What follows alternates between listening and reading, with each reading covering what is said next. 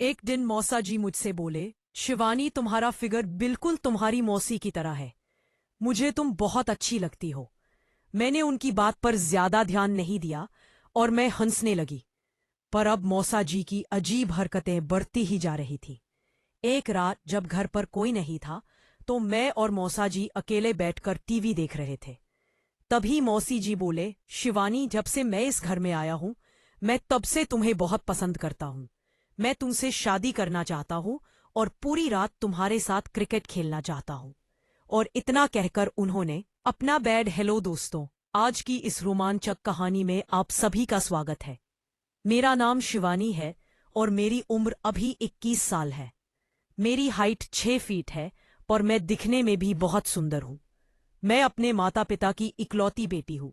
हमारे घर में केवल हम 3 लोग ही रहते थे। पर कुछ दिनों पहले हमारे मौसा मौसी भी हमारे ही घर में शिफ्ट हो गए थे। उनके शिफ्ट होने के बाद से हमारे घर में 5 लोग हो गए थे। मेरे मौसा जी की उम्र ज्यादा नहीं है क्योंकि मौसी जी की शादी छोटी उम्र में ही हो गई थी। मौसा जी की उम्र करीब 35 साल होगी और वह दिखने में भी बहुत सीधे लगते थे। लेकिन धीरे धीरे मुझे समझ में आ रहा था कि मौसा जी बस दिखने में ही सीधे लगते हैं। वो हर वक्त मुझे अजीब नजरों से देखते थे। मैं जब भी उनसे बात करने बैठती थी वह मेरे उभारों की तरफ देखते रहते थे। एक बार वह मुझसे बोले, शिवानी तुम भी अपनी मौसी की तरह ही बहुत सुंदर हो। तुम्हारा फिगर भी उन्हीं के जैसा है। मौसा जी के मुंह से यह सब बातें सुनकर मुझे बहुत ही अजीब लगता था। कभी कभी मुझे लगता था कि यह सारी बातें मैं अपनी माँ को बता दूं। फिर मुझे यह भी पता था कि वह मुझ पर भरोसा नहीं करेंगी। पर धीरे धीरे मौसा जी की हरकतें बढ़ती ही जा रही थी। एक दिन मैं कॉलेज से आने के बाद अपने कपड़े चेंज कर रही थी। तभी अचानक से मौसा जी मेरे कमरे में आ गए। मैं उन्हें देखकर चौंक गई और बोली, मौसा जी आप यहाँ क्या कर रहे हो? वो बोले, मैं तो बस अपना मोबाइल फोन लेने आया था जो मैंने रिकॉर्डिंग ऑन करके तुम्हारे कमरे में ही रख दिया था। उन्होंने अपने मोबाइल में मेरी कई सारी वीडियोस दिखाई और बोले, अगर तुम चाहती हो कि मैं ये सारी वीडियो तुम्हारे दोस्तों को ना दिखाऊं तो अब से तुम वही करोगी जो मैं चाहता हूं। मेरे पैरों तले जमीन निकल चुकी थी, पर अब मेरे पास और कोई रास्ता नहीं था। मैं वही करती थी जो मौसा जी मुझसे करने के लिए कहते थे। वह आधी रात को मेरे कमरे में आ जाते थे और मेरे साथ क्रिकेट खेलते थे। मुझे उनके साथ क्रिकेट खेलते थे खेलने बिल्कुल अच्छा नहीं लगता था, पर मैं और कर भी क्या सकती थी। मैं दिन भर कॉलेज से थकी हारी घर आती थी और पूरी रात उनके साथ क्रिकेट खेलती थी। मैं पूरे दिन परेशान रहती थी, पर जब मैं अपने दोस्तों के बीच रहती थी तो मुझे थोड़ा सा सुकून रहता था। मैं उस वक्त बीए थर्ड ईयर की पढ़ाई कर रही थी। मैं अपने कॉलेज की सबसे खूबसूरत लड़की थी और इस बात पर मुझे कॉलेज में अवार्ड भी मिला था। मेरी सुंदरता की वजह से मैं अपने पूरे कॉलेज में प्रसिद्ध थी। लड़के मुझसे बात करने की कोशिश किया करते थे। मुझे हर दिन 3-4 लड़के प्रपोज करते थे, पर मैं सबको मना कर दिया करती थी। एक दिन मेरी बेस्ट फ्रेंड ने मुझसे पूछा, शिवानी तुम हर किसी का प्रस्ताव क्यों ठुकरा देती हो? तुम किसी को हाँ क्यों नहीं बोलती हो? तुम्हें तो रोज ही इतने प्रपोज आते हैं और एक तरफ मैं हूं जिसे कोई भी लड़का पसंद नहीं करता है। मैंने उससे कहा, मैं एक ऐसे लड़के को हाँ कहूंगी जो सिर्फ मेरी खूबसूरती देखकर नहीं बल्कि मेरा दिल देखकर मुझे प्रपोज करेगा।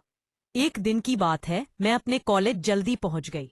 अभी कॉलेज खुला भी नहीं था, इसलिए मैं कैंटीन में बैठकर वेट करने लगी। तभी मेरे सामने वाली टेबल पर एक हैंडसम सा लड़का आकर बैठ गया और उसने 2 प्लेट नाश्ता ऑर्डर किया। वह देखने में बहुत खूबसूरत था और उसकी पर्सनैलिटी भी बहुत अच्छी सी। मैं तो बस उसे ही देख रही थी और सोच रही थी कि कोई लड़का इतना हैंडसम कैसे हो सकता है। इसकी गर्लफ्रेंड कितनी ज्यादा लकी होगी। तभी मैंने ध्यान दिया कि वह अकेला ही आया है, पर उसने 2 प्लेट नाश्ता ऑर्डर किया है। मुझे लगा शायद कोई और भी आ रहा होगा, पर ऐसा नहीं था। जैसे ही उसका नाश्ता आया वह मेरी तरफ देखकर हंसने लगा और मुझे नाश्ता करने के लिए अपनी टेबल पर बुलाने लगा। पहले तो मुझे कुछ अजीब सा लगा, फिर मैंने सोचा कि चलो कोई बात नहीं, अभी मेरे साथ भी मेरा कोई दोस्त नहीं है तो उसी के पास बैठकर थोड़ा टाइम पास कर लेती हूँ। मैं उसके पास जाकर बैठ गई और उससे पूछा, तुम्हारा नाम क्या है? वो बोला, मेरा नाम शिवम है और मैं तुम्हें काफी दिनों से नोटिस कर रहा हूं, तो सोचा आज बात ही कर लेता हूं। फिर उसने मुझे नाश्ता करने के लिए कहा। हम दोनों ने बातें करते हुए नाश्ता किया। तभी वह बोला, मुझे तुमसे बात करके बहुत अच्छा लगा, क्या तुम मुझे अपना नंबर दे सकती हो? फिर हम दोनों और भी बातें कर सकते हैं। मैंने कहा, हाँ बिल्कुल दे सकती हूँ। मैं खूबसूरत लड़कों को अपना नंबर देने से मना नहीं करती। और इतना सुनकर वह हंसने लगा। धीरे धीरे समय गुजरता गया। मैं और शिवम रोज बातें करने लगे थे, और कभी कभी तो हम दोनों पूरी रात बात किया करते थे। मुझे भी उससे बातें करके बहुत अच्छा लगता था। पर दूसरी तरफ मौसा जी मेरे साथ अलग तरह से जुल्म करते थे। उनको अभी तक पता नहीं था कि मेरी जिंदगी में कोई लड़का आ चुका है, नहीं तो वह मेरा जो हाल करते वो मैं कभी सोच भी नहीं सकती थी। एक रात की बात है, मैं और शिवम बातें कर रहे थे। तभी शिवम बोला, शिवानी मुझे तुमसे कुछ जरूरी बात करनी है। मैंने कहा, हाँ बोलो ना, क्या बात है? वो बोला, शिवानी मैं तुमसे बहुत प्यार करने लगा हूं। मुझे तुमसे बात करने की आदत सी हो गई है, और अब मैं तुम्हारे बिना नहीं रह सकता हूं। क्या कल तुम मेरे साथ डेट पर चलना चाहोगी? मैं ये सुनकर बहुत खुश थी, क्योंकि शिवम ऐसा पहला लड़का था जो बस मेरी खूबसूरती देखकर मेरे प्यार में नहीं पड़ा था। उसने पहले मुझे जानने की कोशिश की, उसके बाद मुझसे प्यार का इजहार किया था। एक दिन मैंने शिवम को अपने घर चाय पर बुलाया। मैंने मम्मी से कहा, ये मेरा बेस्ट फ्रेंड है और आपसे मिलने आया है। मम्मी भी उसके साथ खूब देर तक बातें करती रही। तभी बाहर से मौसा जी आ गए और शिवम को देखकर चौंक गए। उन्होंने मुझसे पूछा, शिवानी ये लड़का कौन है? मैं उनका यह सवाल सुनकर बहुत डर गई थी। मैंने घबराते हुए कहा, मौसा जी ये मेरा दोस्त है और मम्मी से मिलने आया है। वह मुझे देखकर गुस्सा करने लगे और वहां से चले गए। मौसा जी को यह बिल्कुल भी पसंद नहीं था कि मेरी जिंदगी में कोई लड़का आ जाए। मम्मी ने शिवम को खाना खिलाया, खूब सारी बातें की और फिर उसको घर भेज दिया। मम्मी को शिवम बहुत पसंद आया था और मैं यह देखकर बहुत ही ज्यादा खुश थी। जब रात को मैं अपने कमरे में सोने जा रही थी, तभी मैंने देखा कि मौसा जी मेरे कमरे में बैठकर मेरा इंतजार कर रहे हैं। उनको देखकर मैं थोड़ा डर गई थी। फिर उन्होंने मुझसे दरवाजा बंद करने के लिए कहा और पूछने लगे, तुम्हारा उस लड़के के साथ क्या रिश्ता है?